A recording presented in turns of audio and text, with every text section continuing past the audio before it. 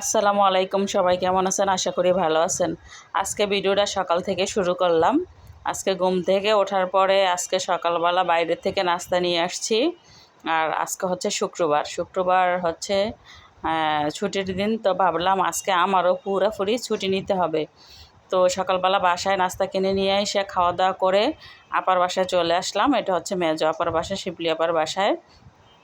চলে আসার পরে এখানে আপা রান্নাবান্না করতেছে। এটা হচ্ছে আপনার খিচুড়ি বসাইছে, লেটকা খিচুড়ি। অনেক দিন হয় বৃষ্টি পড়ে যখন, তখন হচ্ছে আপনার প্ল্যান করি খিচুড়ি রান্না করব।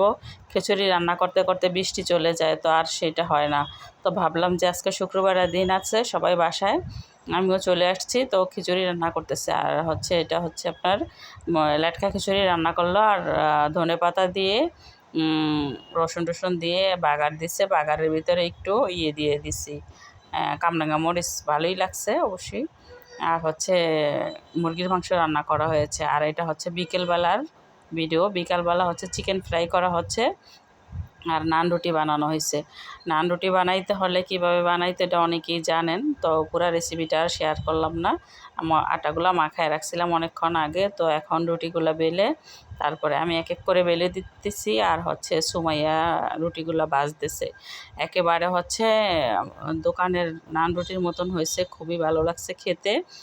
আর একবারে সফট হয়েছে। রুটিগুলো বেলার সময় একটু এদিক সেদিক হয়েছে, গোল হয় নাই, তারপরও খেতে খুবই ভালো হয়েছে।